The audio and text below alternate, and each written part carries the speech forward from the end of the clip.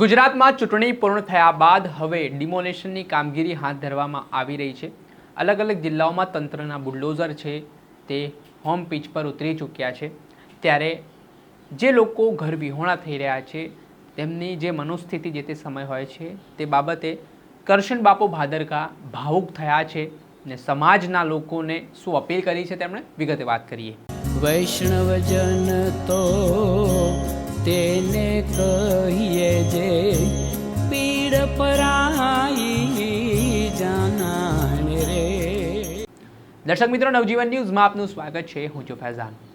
ગુજરાતમાં અલગ અલગ જગ્યાએ ડિમોલેશનની કામગીરી હાથ ધરવામાં આવતી હોય છે ને 25-25, 30-30 વર્ષ જેટલો સમય વીતી જાય છે. ત્યારબાદ એકાએક તંત્ર ત્રાટકે છે અને એ જગ્યા પર કબજો કરતો હોય છે. જ્યાં પહેલાંથી એક વ્યક્તિએ પોતાનો આસિયાનો બનાવી લીધો હોય, જમીન પર પોતાનો વસવાટ કરી લીધો હોય, ત્યાં મોડે મોડે તંત્ર જાગે છે. ત્યાર પછી જે વ્યક્તિનું ઘર તૂટે છે તે જ તેની વેદના પીડા સમજી શકે છે ને ઘણી બધી જગ્યા આપણે ભાવુક કરી દે તે પ્રકારના દ્રશ્ય પણ સામે આવતા હોય છે. ત્યારે આ વચ્ચે કોંગ્રેસના નેતા કરશન બાપુ ભાદરકાએ જો ડિમોલેશનમાં જે લોકો ઘર વિહોણા થઈ રહ્યા છે તેમના માટે સમાજના લોકો, ધર્મના લોકો, જ્ઞાતિના લોકો એક થઈને દાન કરે ને તેમને રહેવા માટે આસિયાનો બનાવી આપે. ફૂલ નહીં પણ ફૂલની પાંખડીની જેમ મદદ કરે તો ખરેખર સાચા અર્થમાં ભગવાન રામ ખુશ થશે તે પ્રકારની વાત કરી અને કહ્યું કે તંત્રની કામગીરી કરે, ગેરકાયદેસર દબાણ છે તો તેને દૂર કરે, પણ જ્યારે ચૂંટણીનો સમય હોય છે, જ્યારે જાતિના આધારે, ધર્મના આધારે મત લેવા માટે નેતાઓ આવે છે, પણ ચૂંટણી પૂર્ણ થઈ જાય છે ત્યારે એ લોકો સમક્ષ તંત્ર જોતું પણ નથી, દરકાર પણ નથી લેતો. તો આમાં લોકો એવા આગળ આવવાની જરૂર છે. પેલા કરશન બાપુએ અપીલ કરતા તેઓ પણ ભાવુક થયા હતા ને જે ડિમોલેશનમાં ઘર ગુમાવનાર લોકો છે તેમણે શું કહ્યું તે સાંભળો. સૌને રામ રામ. આજકાલ બુલડોઝર ફરવાની વાતો અવારનવાર ન્યૂઝમાં આપણે સાંભળતા આવીએ છીએ. મકાનો પાડી નાખવાની વાતોને આપણે સાંભળતા આવીએ છીએ. લોકોની આંખમાં જે આંસુ છે એ આંસુને આપણે જોતા આવ્યા છીએ.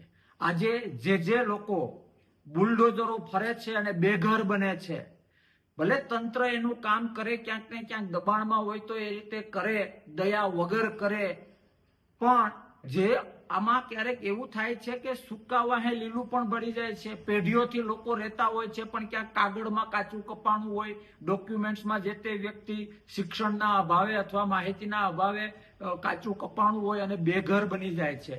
પ્રશ્ન એ થાય છે કે જ્યારે એ બેઘર બને છે ને ત્યારે એ વિસ્તાર માટે, એ સમાજ માટે, આસપાસના માહોલ માટે બેઘર બનેલા વ્યક્તિના અને એના પરિવારના સભ્યોને નકારાત્મકતા જન્મે છે, જે આવતીકાલ માટે, પર્ટિક્યુલર વિસ્તાર, સમાજ અને રાષ્ટ્ર માટે યોગ્ય નથી. અને એટલા માટે જે લોકોને ભગવાને ખૂબ આર્થિક રીતે સદ્ધર બનાવ્યા છે, આપણે લાખો અને કરોડોની ગાડીઓમાં ફરીએ છીએ, આપણે કરોડોના મકાનમાં રહીએ છીએ, સવિશેષ જે તે સમાજ, જે તે વિસ્તાર અને જે તે ધર્મના માન સન્માનો વર્ષોથી મેળવતા આવીએ છીએ. ચૂંટણી વખતે હું તમારી જ્ઞાતિનો છું, હું તમારા સમાજનો છું, હું તમારા વિસ્તારનો છું, હું તમારા ધર્મનો છું કહીને આપણે મત મેળવીએ છીએ. તો આવા સમયે આ લોકોની, ભોગ બનેલા લોકોની, જેના મકાન પડી ગયા છે એવા લોકોની વાસ્તવિકતા જાણવાનો પ્રયત્ન કરવો એ આપણો ધર્મ છે.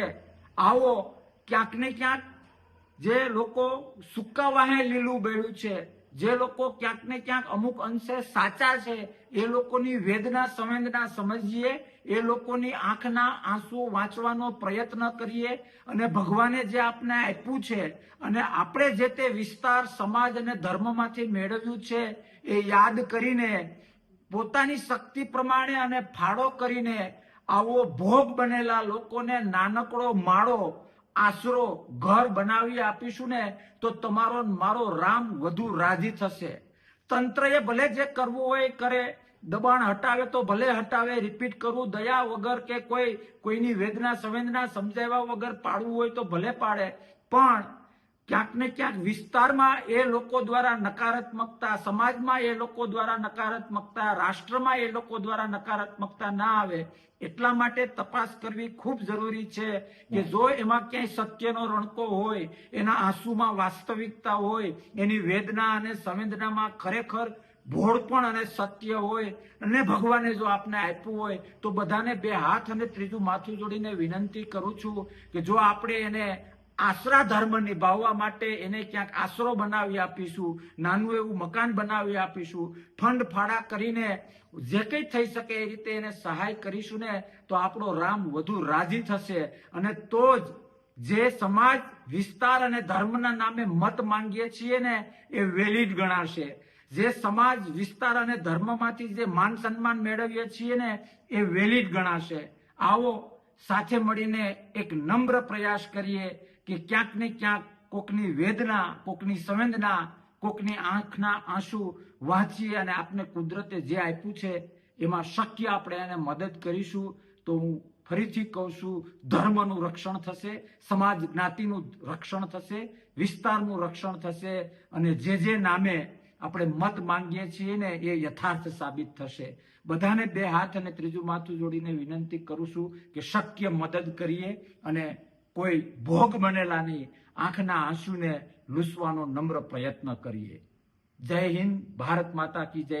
મને ભરોસો છે જો આપણે આ કરીશું તો આપણો ભગવાન આપને વધુ આપશે.